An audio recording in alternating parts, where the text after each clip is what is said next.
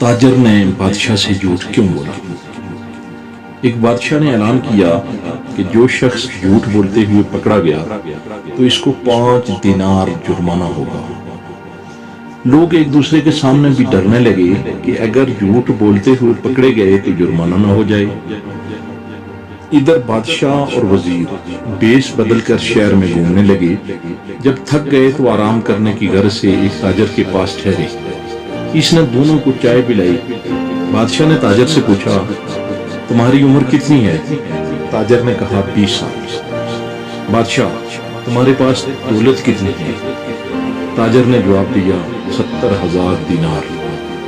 بادشاہ، تمہارے بچے ہیں؟ تاجر، جی ایک ہے۔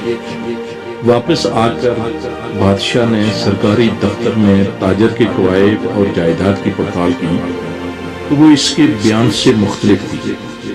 بادشاہ نے تاجر کو دربار طلب کیا اور وہی 3 سوالات دہرائے۔ تاجر نے وہی جوابات دیے۔ بادشاہ نے وزیر سے کہا کہ اس پر 15 دینار جرمانہ عائد کر دو اور سرکاری خزانے میں جمع کروا دو،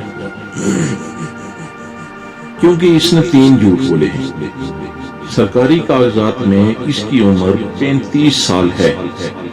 اس کے پاس 70,000 دینار سے زیادہ رقم ہے اور اس کے 5 لڑکے ہیں۔ تاجر نے کہا، زندگی کے 20 سال ہی نیکی اور ایمانداری سے گزرے ہیں، اسی کو میں اپنی عمر سمجھتا ہوں، اور زندگی میں 70,000 دینار میں نے ایک مسجد کی تعمیر میں خرچ کیے ہیں، اسی کو میں اپنی دولت سمجھتا ہوں، اور 4 بچے نالائق اور بد اخلاق ہیں، ایک بچہ اچھا ہے، اسی کو میں اپنا بچہ سمجھتا ہوں۔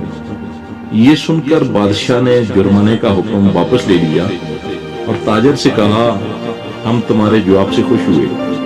بے شک وہی وقت شمار کرنے کے لائق ہوتا ہے جو نیک کاموں میں گزر جائے۔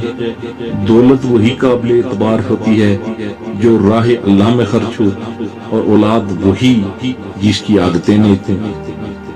اللہ تعالیٰ ہم سب کو زندگی میں نیک اعمال کرنے، اللہ اپنی کی راہ میں اس کی عطا کی گئی دولت کو خرچ کرنے کی توفیق عطا فرمائے، اور ہم سب کی اولادوں کو نیک اور با اخلاق بنائے۔